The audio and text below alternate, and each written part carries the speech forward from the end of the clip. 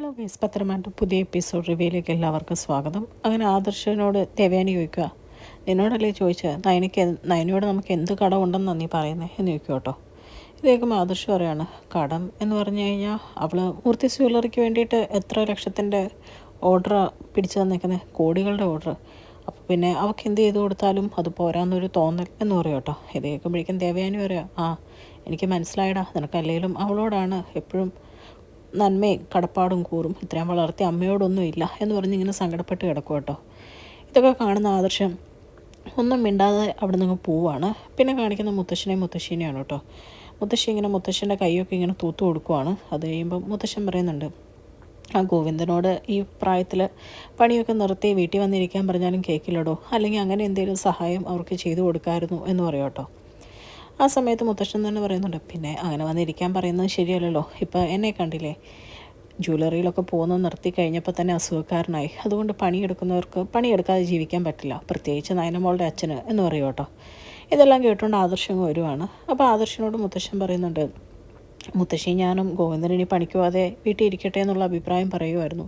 2 അറ്റാക്കൊക്കെ കഴിഞ്ഞതല്ലേ എന്ന് ചോദിക്കുമ്പോഴേക്കും ആദർശം പറയുന്നുണ്ട്, അതിനെപ്പറ്റി ഞാൻ കുറേ സംസാരിച്ചത് അച്ഛനോട്, പക്ഷെ അച്ഛൻ അതൊന്നും കേൾക്കത്തില്ല മുത്തശ്ശ, പ്രത്യേകിച്ച് നയനയുടെ അച്ഛനല്ലേ, നയനയുടെ അതേ സ്വഭാവവും അച്ഛനും കാണിക്കാതിരിക്കില്ലല്ലോ എന്ന് പറയും കേട്ടോ. ഇത് കേൾക്കുന്ന മുത്തശ്ശൻ പറയാം, അതൊക്കെ ശരിയാ, നീ ഇടയ്ക്ക് അവിടെ പോകണം, അവർക്ക് എന്തെങ്കിലും ആവശ്യമുണ്ടെങ്കിൽ അത് നോക്കിയും കണ്ടുമൊക്കെ ചെയ്തു കൊടുക്കണം എന്നൊക്കെ പറയും കേട്ടോ. അത് കഴിയുമ്പോൾ ചോദിക്കുകയാണ്, മോളെ എന്നാൽ ഇങ്ങോട്ട് കൂട്ടിക്കൊണ്ട് വരുന്നതെന്ന് ചോദിക്കുമ്പോഴേക്കും നയനയ്ക്ക് പയ്യെ റിക്കവറായിട്ട് വരുന്നുണ്ട്, മകരവിളക്ക് കഴിയുമ്പോഴത്തേക്കും കൂട്ടിക്കൊണ്ട് വരാമെന്ന് ഓർത്താൽ മുത്തശ്ശ എന്ന് പറയും കേട്ടോ. അപ്പോൾ മുത്തശ്ശൻ പറയുന്നുണ്ട്, മകരമാസം ദമ്പതികൾ ഒരുമിച്ച് താമസിക്കാൻ പറ്റിയ നല്ല സമയമാണ്. അപ്പോഴേക്കും മുത്തശ്ശി ചോദിക്കുന്നുണ്ട്, ഒരുമിച്ചാണ് താമസിക്കുന്നതെന്നറിയാം, പക്ഷെ ദാമ്പത്യമൊന്നും ഇതുവരെ തുടങ്ങിയിട്ടില്ലല്ലോ, എന്താ മോനെ അതിലിനിയും താമസിക്കുമോ എന്ന് ചോദിക്കും കേട്ടോ. അപ്പോൾ ആദർശം ഇങ്ങനെ മിണ്ടാ തല താഴ്ത്തി നിൽക്കുമ്പോഴേക്കും മുത്തശ്ശൻ പറയാം, അതിനല്ലേ അവൻ ഹണിമൂൺ ട്രിപ്പ് പോകാൻ വേണ്ടി എല്ലാം ഒരുക്കിയത്, സാരമില്ല, പോയിട്ട് വന്നു കഴിയുമ്പം ഇനി മറ്റാർക്കും മുൻഗണന കൊടുക്കരുത്, അതിലും പ്രാധാന്യം നയനമോൾക്കായിരിക്കണം, അവൾക്കൊരു നല്ല ജീവിതം കിട്ടണം എന്ന് പറയും കേട്ടോ. ഇതൊക്കെ കേൾക്കുമ്പോൾ ആദർശ് മുത്തശ്ശനോട് മുത്തശ്ശിക്ക് വാക്ക് കൊടുക്കുകയാണ്, അങ്ങനെ തന്നെ ഉള്ളൂ എന്ന് പറഞ്ഞ് അവിടെ നിന്ന് പോകാൻ തുടങ്ങും കേട്ടോ. പോകാൻ നേരത്ത് തിരിച്ചു വന്നിട്ട് ചോദിക്കും, മുത്തശ്ശനും മുത്തശ്ശിക്ക് എന്തെങ്കിലും മേടിക്കാനുണ്ടോ എന്ന് ചോദിക്കുമ്പോഴേക്കും അവർക്കൊന്നുമില്ല, നയനമോളെ പോയി കണ്ട് മോൾക്ക് എന്താണെന്ന് വെച്ചാൽ മേടിച്ചു കൊടുക്കുക എന്ന് പറയുവാണ് കേട്ടോ. പിന്നെ കാണിക്കുന്ന ജാനകീനെയാണ്, നമ്മുടെ ജലജേനെയാണ്. ജലജ ഇങ്ങനെ ഫ്രണ്ടിൽ ഇരിക്കുന്ന സമയത്ത് അബി അങ്ങ് വരും കേട്ടോ. എന്നിട്ട് അബിയോട് ചോദിക്കുക, നിൻ്റെ ഭാര്യ ഇതിലേ പോയി, ഇതിലേ പോയാലും കുഴപ്പമില്ലായിരുന്നു, ആ വഴിക്ക് അങ്ങ് പോയാൽ മതി എന്നിങ്ങനെ പറയും കേട്ടോ. അപ്പോഴേക്കും അബി, എനിക്കറിയാം അവളെ എവിടെ പോയേ എന്ന് പറയുമ്പോഴേക്കും നവ്യ അങ്ങ് കയറി വരുന്നതാണ് കേട്ടോ. അപ്പോൾ പറയുകയാണ്, എതിലേ പോയാലും അവൾ തിരിച്ച് ഇതിലേ തന്നെയാണ് വരുന്നത്, ദേ നോക്കുക എന്ന് പറയും കേട്ടോ. അങ്ങനെ നിൽക്കുന്ന സമയത്ത് നവ്യ ഇങ്ങ് വരുവാണ്. നവ്യ ഇങ്ങ് വരുമ്പോഴത്തേക്ക് അബി കളിയാക്കി ചോദിക്കും, നിൻ്റെ അനിയത്തെ കാണാൻ പോയതായിരിക്കും സ്വർണ്ണത്തിൻ്റെ പകുതി ചോദിക്കാൻ വേണ്ടി അല്ലേ എന്നിങ്ങനെ ചോദിക്കുമ്പോഴേക്കും നവ്യ പറയാം, അതെ, എൻ്റെ ഹസ്ബൻഡ് മൂർത്തിസ് ജ്വല്ലറിയിൽ വെറും ഒരു സാധാരണ എംപ്ലോയിയാണ്, അപ്പോൾ ഈ 10-50 പവനൊക്കെ വേണമെന്ന് പറഞ്ഞാൽ എന്തായാലും നടക്കുമോ, അതുകൊണ്ട് എൻ്റെ അനിയത്തിയോട് കൈ നീട്ടാൻ വേണ്ടി തന്നെ പോയതാണ്, അതിനെനിക്കൊരു നാണക്കേടുമില്ല, നിനക്ക് എന്തെങ്കിലും ബുദ്ധിമുട്ടുണ്ടോ എന്നിങ്ങനെ ചോദിക്കും കേട്ടോ. ഇത് കേൾക്കുമ്പോഴേക്കും അബിയും ജലജയാകെ നാണം കെട്ടങ്ങ് നിൽക്കുവാണ്. അത് കഴിയുമ്പോൾ പറയാം, ഞാൻ ഇതിലേ പോയാലും തിരിച്ചു വരരുതെന്നായിരിക്കുമല്ലോ അമ്മയും മോനും ആഗ്രഹിച്ചുകൊണ്ടിരുന്നത് എന്ന് ചോദിക്കും കേട്ടോ. ഈ ചോദ്യമോടെ കേൾക്കുമ്പോൾ രണ്ടുപേരും മനസ്സിൽ ചിന്തിക്കുക, ഇവൾ എത്ര കറക്റ്റായിട്ടാണ് ഓരോന്നൊക്കെ ചിന്തിച്ചെടുത്ത് പറയുന്നത്. അങ്ങനെ നിൽക്കുന്ന സമയത്ത് ഇവരോട് നമ്മുടെ നവ്യ ദേഷ്യപ്പെട്ടവരാണ്, ഏതിലെ പോയാലും ഞാനും നയനയും തിരിച്ച് ഇവിടെ തന്നെ വരും, അതിനുള്ള എല്ലാ അർഹതയും ഞങ്ങൾക്കുണ്ട് എന്ന് പറയും കേട്ടോ. ഇത് കേട്ടോണ്ട് നമ്മുടെ അനാമിക അങ്ങ് വരുവാണ്. അനാമിക അങ്ങോട്ട് വന്നിട്ട് പിന്നെ നവ്യോട് പറയുക, ദേ നാണം കെട്ട് പിന്നെയും കയറി വന്നേക്കുന്നു, ഇവളുടെ അനിയത്തിക്കൊക്കെ ഇവിടെ നിൽക്കാൻ എന്ത് യോഗ്യതയുള്ളേ, എന്നിട്ട് ദേ മുത്തശ്ശൻ കൊണ്ട് കൊടുത്തേക്കുന്ന കണ്ടില്ലേ, എത്ര പവന, എന്ത് അർഹതയുണ്ടടി നിങ്ങൾക്കത് മേടിക്കാൻ എന്ന് ചോദിക്കും കേട്ടോ. അപ്പോഴത്തേക്കും നവ്യ പറയാണ്, ഒരർഹത ഇല്ലെങ്കിൽ ഞങ്ങൾക്കത് തരേണ്ട കാര്യം എന്താ മുത്തശ്ശന്, അങ്ങനെ തന്നിട്ടുണ്ടെങ്കിൽ അതിന് എന്തെങ്കിലും അർഹത ഉണ്ടായിരിക്കും, നിനക്ക് വല്യമ്മ സ്വർണ്ണം തന്നപ്പം നീ കൈ നീട്ടിയല്ലേ മേടിച്ചാൽ, അത് കാല് നീട്ടിയൊന്നുമല്ലല്ലോ, ഈ പറയുന്നത് നിനക്ക് എന്ത് അർഹതയുണ്ട് എന്ന് ചോദിക്കും കേട്ടോ. ഇത് കേൾക്കുമ്പോൾ നമ്മുടെ ജലജ പറയാണ്, എന്ത് കൾച്ചറില്ലാത്ത വർത്താനം ഈ പറയുന്നതെന്ന് ചോദിക്കുമ്പോഴേക്കും നവ്യ പറയാം, എൻ്റെ അമ്മായിയമ്മയുടെ കൾച്ചറിന് ഇത്രയും വലിയ വർത്താനമൊക്കെ പറയാൻ പറ്റുള്ളൂ എന്ന് പറയും കേട്ടോ. ഇത് കേൾക്കുന്ന അനാമിക പറയുവാണ് അബി എന്നൊക്കെ, അബിയേട്ടൻ്റെ കൈക്ക് നല്ല തഴമ്പില്ലാഞ്ഞിട്ടാണ്, നട്ടലില്ലാഞ്ഞിട്ടാണ് ഇവളിങ്ങനെ നിന്ന് പ്രസംഗിക്കുന്നത് എന്ന് പറയും കേട്ടോ. ഇത് കേൾക്കുമ്പോഴേക്കും നവ്യൻ തിരിച്ചു പറയുവാണ്, അത് കറക്റ്റാണ്, അനിയുടെ കൈക്ക് നട്ടിലില്ലാത്തതുകൊണ്ടാണ് നീ ഇങ്ങനെ നിന്ന് പ്രസംഗിക്കുന്നത്. അത് കഴിയുമ്പോഴേക്കും അനാമിക പറയണേ, നീ പോയി കഴിഞ്ഞപ്പം നിന്നെ ആരും വിളിച്ചുകൊണ്ട് വന്നു എന്ന് പറയല്ലോ, നീ തന്നെ ഇങ്ങ് വലിഞ്ഞു വന്നല്ലേ, എന്നെ അങ്ങനെയല്ല, എന്നെ അനി വന്ന് വിളിച്ചിട്ടാണ് ഞാനിങ്ങ് വന്നതെന്ന് പറയും കേട്ടോ. അപ്പം നബിയെ ഒട്ടും വിട്ടു കൊടുക്കുന്നില്ല, അത് കറക്റ്റാണ്, ഞാൻ ഇവിടുന്ന് പോയാൽ ചിലപ്പോൾ എന്നെ ഭർത്താവ് വന്ന് വിളിച്ചൊന്നും വരില്ല, അത് ശരിയാണ്, അത് ഞാൻ സമ്മതിക്കുന്നുമുണ്ട്. അവൻ്റെ സ്വഭാവ ഗുണത്തെപ്പറ്റി എനിക്ക് നല്ല ബോധ്യമുണ്ട്, നിന്നേക്കാളും ബോധ്യമുണ്ട്. പിന്നെ വേറൊരു കാര്യം എന്ന് വെച്ച് കഴിഞ്ഞാൽ, നിന്നെ അനി വന്ന് വിളിച്ചെങ്കിൽ അത് എനിക്ക് സ്നേഹം കൊണ്ടൊന്നും വന്ന് വിളിച്ചാലല്ലോ, ആണോ? വല്യമ്മ വയ്യാത്ത അവസ്ഥയിൽ കിടന്നപ്പോൾ വല്യമ്മ വന്ന് പറഞ്ഞുകൊണ്ട് നിന്നെ വിളിച്ചുകൊണ്ട് വന്നു. അല്ലാതെ ഒന്നും അല്ലല്ലോ എന്ന് ചോദിക്കുമ്പോഴേക്കും അനാമിയാകെ നാണം കെട്ട് നിൽക്കുക കേട്ടോ. അത് കഴിയുമ്പോഴത്തേക്കും എല്ലാവരോടും നോക്കിയിട്ട് നവ്യ പറയുന്നുണ്ട്, എന്തെങ്കിലുമൊക്കെ നയനയ്ക്ക് കിട്ടിയിട്ടുണ്ടെങ്കിൽ അവൾക്ക് അതിനുള്ള അർഹത ഉണ്ടായിട്ട് തന്നെയാണ്, അല്ലാതെ ഒന്നും അല്ല, ചുമ്മാ ഓസിനൊന്നും അല്ല കൊടുത്തേക്കുന്നത് എന്ന് പറഞ്ഞ് അവിടെ നിന്ന് കയറി പോവാട്ടോ. ഇത് കേൾക്കുമ്പോഴത്തേക്കും ജലജ ഇങ്ങനെ അബിയുടെ മുഖത്തേക്ക് നോക്കിയിട്ട് പറയുകയാണ്, ഓ നിനക്ക് എന്തിനാണ് ഇങ്ങനെ ഒരു ജീവിതം, പോയി നിനക്ക് എവിടെയും കെട്ടിത്തൂങ്ങി ചത്തൂടെ, ഇവളുടെ വായിരിക്കുന്ന എല്ലാം കേൾക്കണമല്ലോ എന്നിങ്ങനെ പറയും കേട്ടോ. ഇത് കേൾക്കുമ്പോൾ അനാമികയും പറയുന്നുണ്ട്, നേരെ എന്തൊരു ജീവിതമാണോ ഇവിടുത്തെ, ഞാൻ മടുത്തു എന്ന് പറഞ്ഞ് അവിടെ നിന്ന് നേരെ കലിതുള്ളി അനാമികയും കൂടെ പോവാട്ടോ. ഇതെല്ലാം കൂടെ കേൾക്കുന്ന അബിക്ക് ആകെ നാണക്കേടാവുകയാണ്. അബി ആകെ ഇങ്ങനെ സങ്കടപ്പെട്ട് തല താഴ്ത്തി ഇനി എന്ത് ചെയ്യണമെന്ന് അറിയാൻ പാടില്ലാതെ നിൽക്കുക കേട്ടോ.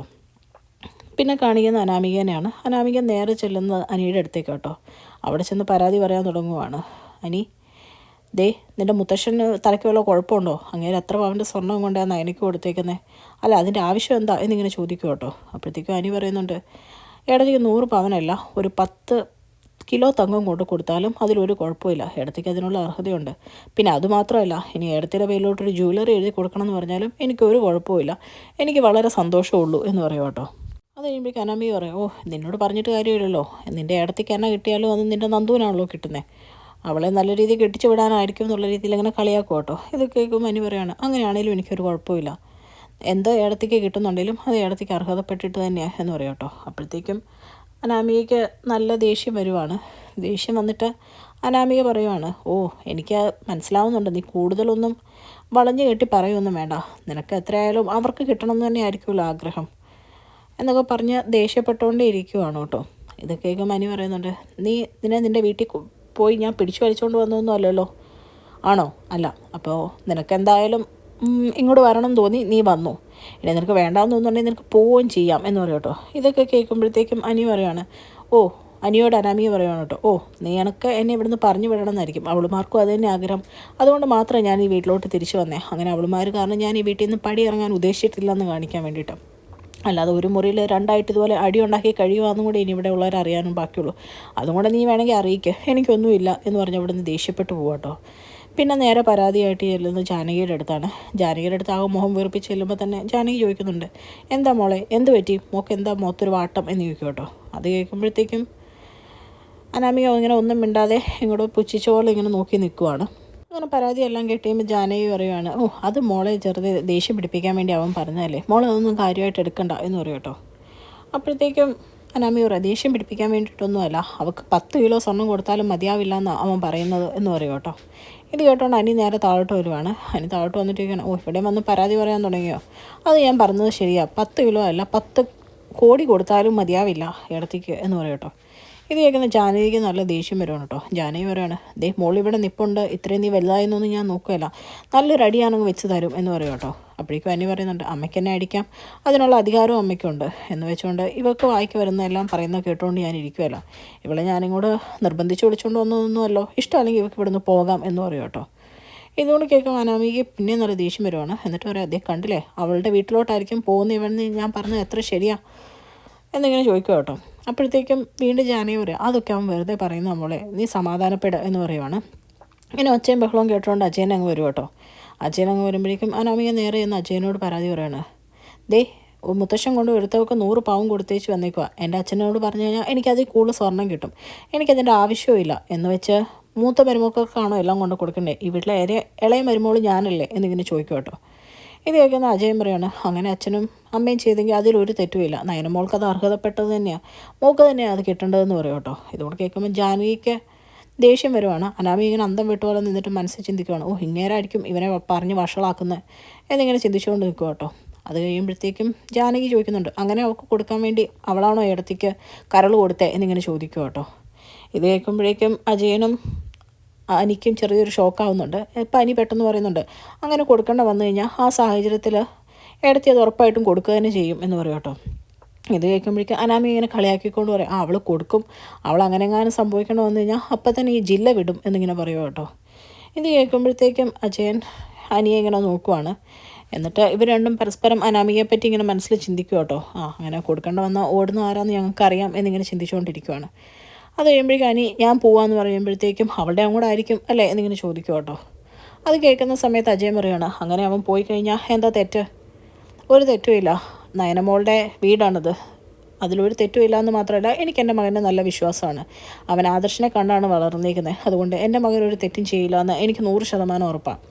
ഇനി ഇവിടെ വെറുതെ നിന്ന് ഇവരുമായിട്ട് കലഹിക്കേണ്ട കാര്യമില്ല. നയനമോൾ ഈ വീടിന് അർഹതപ്പെട്ട മരുമോളാണ്. മോൾക്ക് എന്ത് കൊടുത്താലും അതിലൊരു തെറ്റുമില്ല. അത് എനിക്കും അച്ഛനും അമ്മയ്ക്കും അതുപോലെ തന്നെ ഇവിടുത്തെ ബാക്കിയുള്ള ആണുങ്ങൾക്ക് നല്ല ഉറപ്പാണ് എന്ന് പറഞ്ഞിട്ട് അജയൻ അവിടെ നിന്ന് ദേഷ്യപ്പെട്ട് അനിയെ കൂട്ടിക്കൊണ്ട് ഇറങ്ങും കേട്ടോ. ഇതോടെ കാണുമ്പോൾ അനാമിക്ക് അടി കിട്ടിയ പോലെ ആവുകയാണ്. എന്നിട്ട് ജാനകിയോട് പറയാം, ഞാൻ ഏത് നേരത്താണോ ഈ വീട്ടിലോട്ട് വന്നേ, ഇവിടുത്തെ ജീവിതം എനിക്കൊരു സ്വർഗ്ഗമായിരിക്കും എന്ന് ഓർത്ത് അമ്മ ഞാനിങ്ങ് വന്നേ. ഇപ്പോൾ ഇത് എനിക്കിത് ഓരോ ദിവസം കഴിയുമ്പോൾ നരകമായിക്കൊണ്ടിരിക്കുമെന്ന് പറയും കേട്ടോ. ഇതൊക്കെ കേൾക്കുമ്പോഴേക്കും ജാനകിക്ക് ഭയങ്കര വിഷമമാവുകയാണ് കേട്ടോ. പിന്നെ കാണിക്കുന്ന ആദർശനെയാണ് കേട്ടോ. ആദർശ് നയനെ കാണാൻ വേണ്ടി ചെല്ലുവാണ്. ചെല്ലുന്ന സമയത്ത് വീട്ടിലെ കാര്യങ്ങളൊക്കെ പറയുവാണ് കേട്ടോ. അപ്പോഴേക്കും നയന പറയുന്നുണ്ട്, അമ്മയ്ക്കറിയാവോ ഇവിടെ ഇങ്ങനെ വരുന്ന കാര്യം? അപ്പോഴേക്കും ആദർശ് പറയുകയാണ്, അതറിയില്ല അമ്മ ഹോസ്പിറ്റലിൽ എന്ന് പറയുമ്പോൾ നയന പറയുന്നുണ്ട്, അതൊക്കെ ശരിയാണ്, പക്ഷേ അഭിയേട്ടൻ പുറകെ നടന്ന് എല്ലാ ന്യൂസും കറക്റ്റ് അവിടെ എത്തിക്കും എന്ന് പറയും കേട്ടോ. അപ്പോൾ ആദർശ് പറയുന്നുണ്ട്, എന്ന് വെച്ച് എനിക്ക് നിന്നെ കാണാൻ വരാതിരിക്കാൻ പറ്റില്ലല്ലോ എന്നൊക്കെ പറയുവാണ് കേട്ടോ. അത് കഴിയുമ്പോഴേക്കും നയന പറയുന്നുണ്ട്, എനിക്ക് മകരവിളക്കിന് സമയത്ത് അവിടെ വരണമെന്ന് വലിയ ആഗ്രഹമുണ്ട്, കെട്ട് നിറയ്ക്കുന്നതൊക്കെ കാണണമെന്നുമുണ്ട് എന്ന് പറയും കേട്ടോ. അപ്പോൾ ആദർശ് പറയുന്നുണ്ട്, അത് പറ്റുമോയെന്നറിയില്ല, നിനക്ക് റിക്കവറായി വരുന്നതല്ലേ ഉള്ളൂ, സാരമില്ല, എന്തായാലും നമുക്ക് നോക്കാം, എന്തായാലും പോകുന്നതിന് മുമ്പ് ഞാൻ ഇവിടെ വന്നിട്ടേ പോകുള്ളൂ, ഇവിടെ വന്ന് അച്ഛൻ്റെ അമ്മയുടെ അനുഗ്രഹം മേടിക്കണമല്ലോ എന്ന് പറയും കേട്ടോ.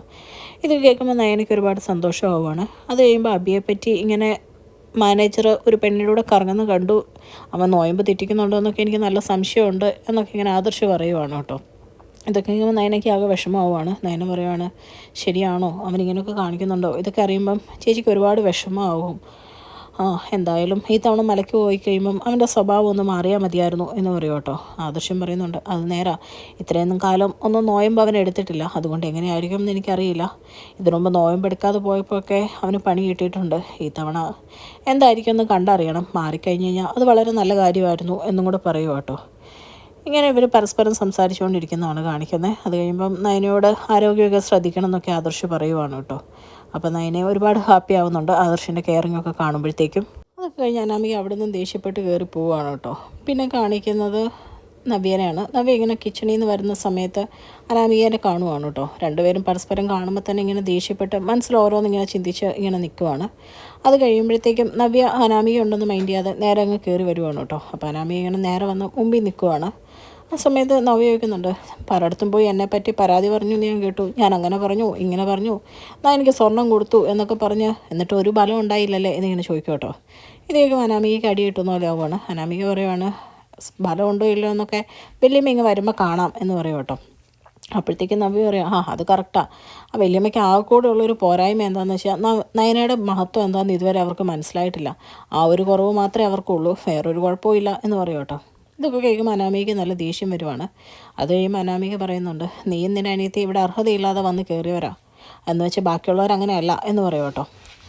അത് കേൾക്കുമ്പോഴത്തേക്കും നവ്യയ്ക്ക് നല്ല ദേഷ്യം വരുന്നുണ്ട്. നവ്യ പറയുന്നുണ്ട്, ഒരർഹതയില്ലാതെ അല്ല വന്ന് കയറിയത്, നല്ല അർഹതയോട് തന്നെ വന്ന് കയറിയത്, പിന്നെ നിന്നെപ്പോലെ അല്ല എന്ന് മാത്രം, നിന്നെ അനി ഇഷ്ടപ്പെട്ടൊന്നുമല്ല ഇവിടെ നിർത്തിയേക്കുന്നത് എന്നിങ്ങനെ പറയും കേട്ടോ. ഇതോടെ കേൾക്കുമ്പോൾ അനാമികയ്ക്ക് നല്ല ദേഷ്യം വരുവാണ്. അപ്പോൾ നവ്യോട് പറയാണ്, നീ കൂടുതൽ എൻ്റെ മെക്കെട്ട് കയറാൻ വരണ്ട, ഞാൻ നിൻ്റെ അടിമയാണെന്ന് വിചാരിക്കുകയും വേണ്ട എന്ന് പറയും കേട്ടോ. ഇത് കേൾക്കുമ്പോൾ അനാമികയോട് തിരിച്ച് നവ്യ പറയുകയാണ്, ഇതന്നെ എനിക്കും പറയാനുള്ളൂ, എൻ്റെ അടുത്ത് വന്ന് കളിക്കാൻ നിന്നാൽ നിൻ്റെ മുഖത്തിൻ്റെ ഷേപ്പ് മാറും എന്ന് പറയും കേട്ടോ. അപ്പോഴേക്കും അനാമിക തിരിച്ച് നവ്യയോട് ചോദിക്കുകയാണ്, നീ എന്നെ അടിക്കും എന്നാണ് പറഞ്ഞു വന്നേ, എങ്കിൽ അതെനിക്കൊന്ന് കാണണമല്ലോ, അത്രയ്ക്ക് ധൈര്യം നിനക്കുണ്ടെങ്കിൽ നീ എന്നെ ഒന്ന് തൊട്ട് നോക്ക് എന്ന് പറയുന്നത് കാണിച്ചുകൊണ്ടാണ് കേട്ടോ ഇന്നത്തെ എപ്പിസോഡ് അവസാനിക്കുന്നത്. ചാനൽ ഇഷ്ടപ്പെട്ട് കഴിഞ്ഞാൽ ലൈക്ക് ചെയ്യാനും സബ്സ്ക്രൈബ് ചെയ്യാനും കമൻറ്റ് ചെയ്യാനും മറക്കരുത്.